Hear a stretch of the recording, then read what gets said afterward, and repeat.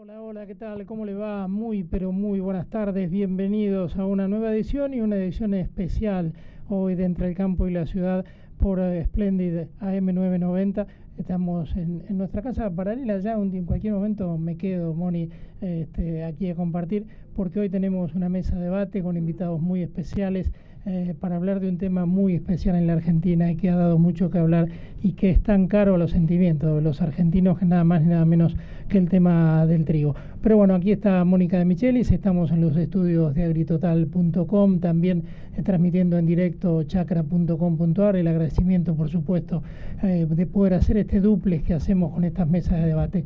Pero ¿cómo le va, señora? ¿Cómo anda? Me va muy bien. Si agarra el micrófono me va a agarrar mucho mejor. Gracias. Bueno, yo le voy a corregir un poquito, yo también, ¿sí? Porque claro, a usted le encanta, así en cámara y al aire.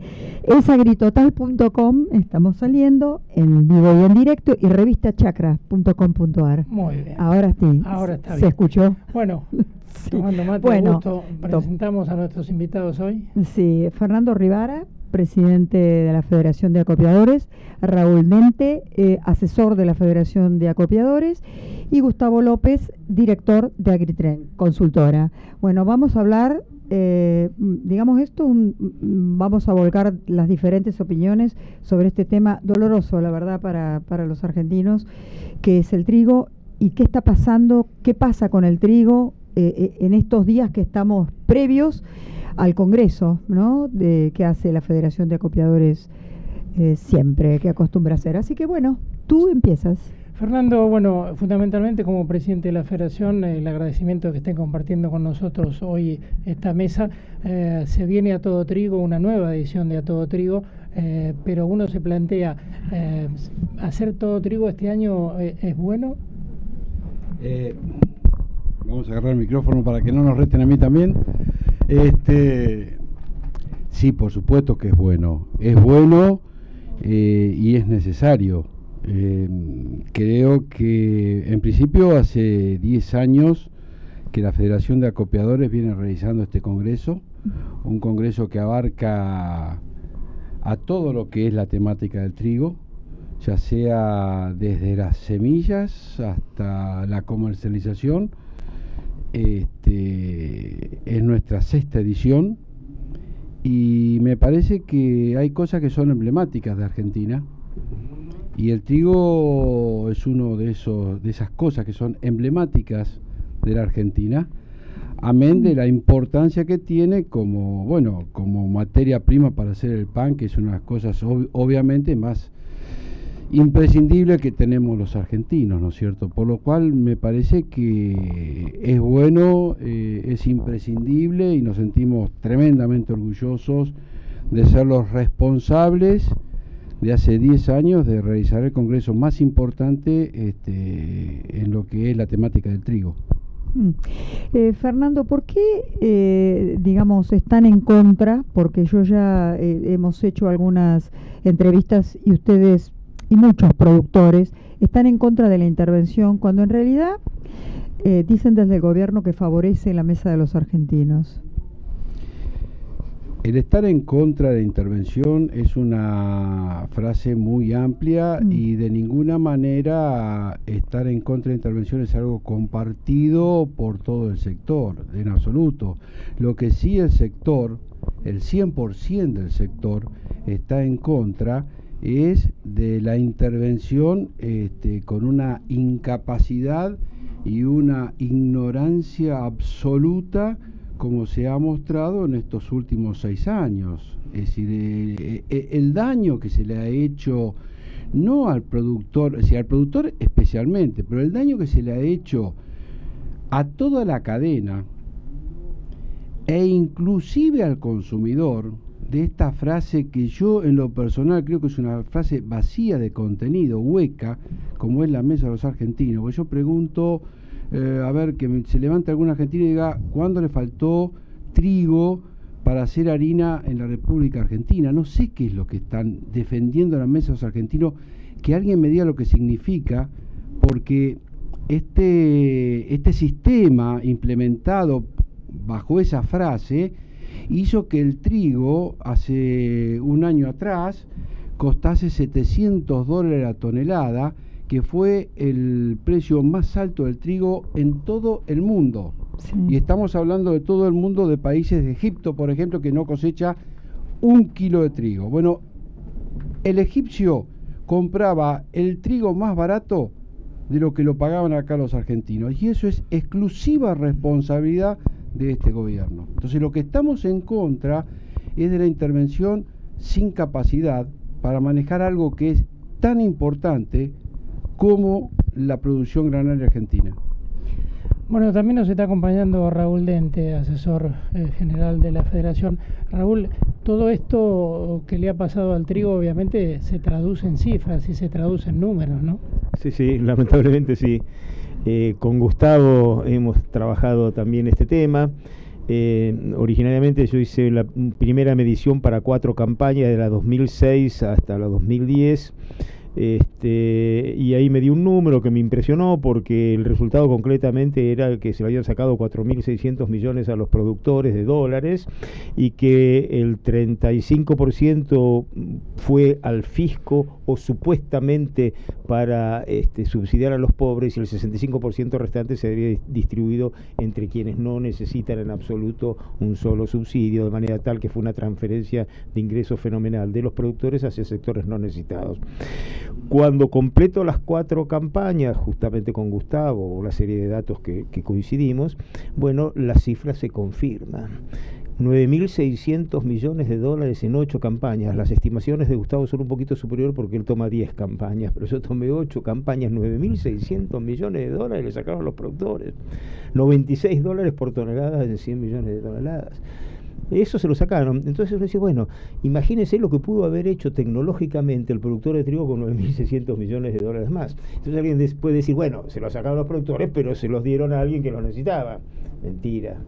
Únicamente el 40%, por un poquito menos del 40%, 3.700 millones, teóricamente volvió al fisco, sí, efectivamente algo de eso volvió al fisco, y el resto teóricamente fue para subsidiar a los pobres, en la medida que uno suponga que todos los pobres tuvieron acceso a los precios de los alimentos a precios oficiales, es decir, a comprar los alimentos a los precios oficiales. Supuesto que no es real, pero aún concedo ese supuesto para analizar la distribución, y el resto fue filtraciones en la cadena del consumo, subsidio a la exportación de trigo, subsidio a la exportación de harina, subsidio a competidores externos.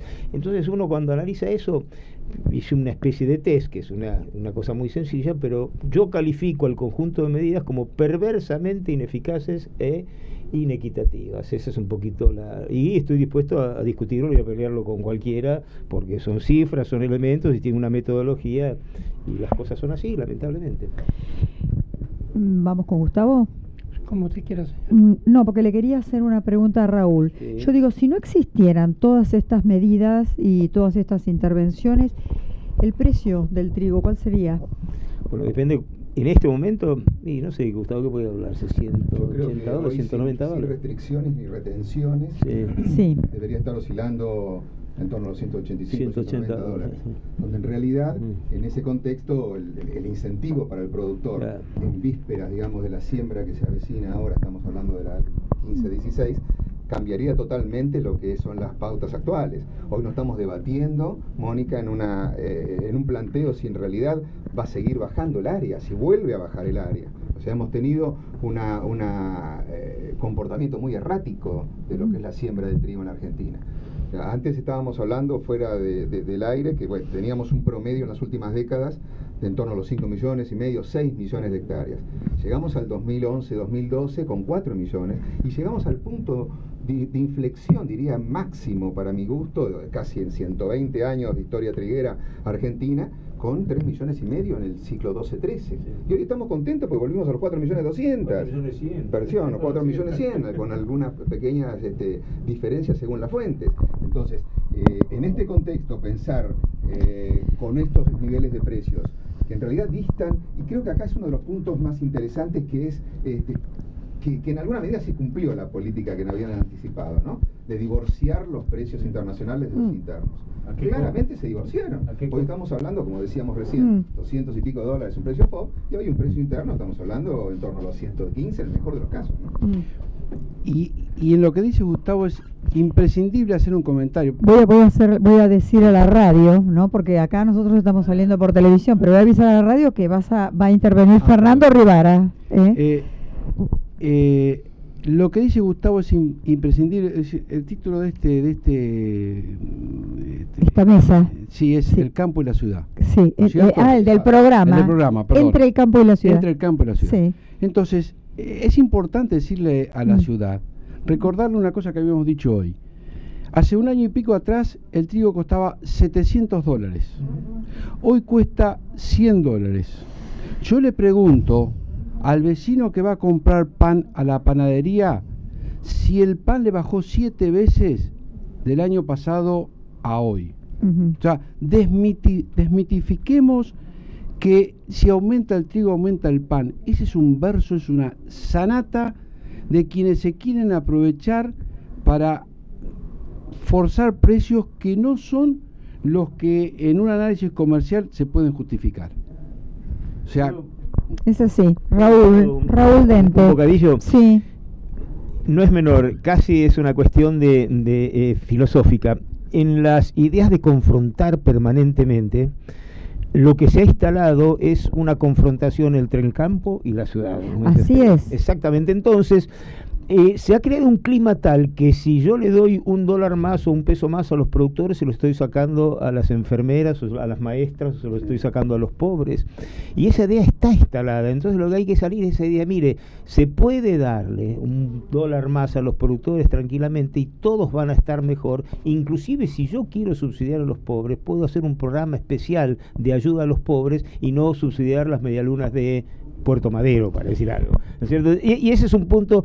No queremos caer en la trampa en que nos han metido casi ideológicamente de pensar entre los buenos y los malos. Los buenos es la ciudad y los pobres, los malos es el campo. Y no, esa antinomia no existe en ningún lugar del mundo y nosotros la rechazamos de plano.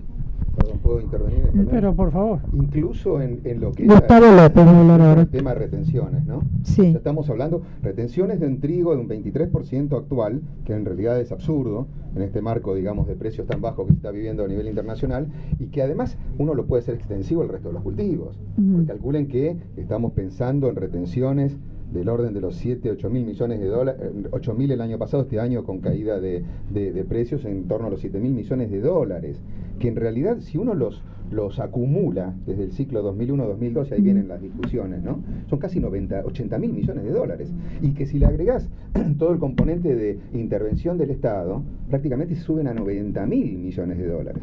Y es un poco lo que siempre nos planteamos y decimos, ¿vuelve algo al campo? En realidad no vuelve nada. Y decíamos, yo me acuerdo en algún momento en unas presentaciones como para ser un poco más gráficos, si de esos 80 mil millones de dólares, solamente el 15% o menos, el 12%, digamos, volviera al campo, estamos hablando de 10 mil millones de dólares. ¿Sabes qué se podría hacer con 10 mil millones de dólares? Las rutas nuevas 5, 7, 8, 9, 188, la 33, nuevas. No reparar las viejas, las haces al lado, nuevas. Y además casi 40 millones de toneladas de almacenamiento que hoy, gracias al silo bolsa, digamos, podemos cubrir el desfasaje, pero que es realmente complejo. Entonces, ¿de qué estamos hablando cuando se plantean este tipo de cosas? Y máximo, como decía bien Raúl también, que dentro de los componentes de este esquema perverso, hay incluso un subsidio encubierto a los países competidores. Porque en la medida que Argentina baja su producción, tiene un menor saldo exportable y no tiene una incidencia, un market share, como se suele decir, una participación en el mercado mundial, crece la participación del resto.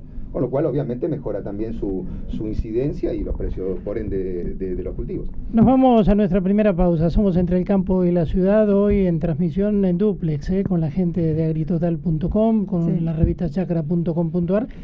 Volvemos en minutos nomás compartiendo esta mesa. La verdad que es un gusto, un deleite poder hablar de esta cosa que es nada más y nada menos que se plantea, ¿no? Todo lo que le pasa al productor, lo bueno y lo malo, termina en la mesa de los consumidores. Y los consumidores no somos nada más ni nada menos que nosotros mismos. Pausa, ya volvemos. Muy bien, ya estamos fuera.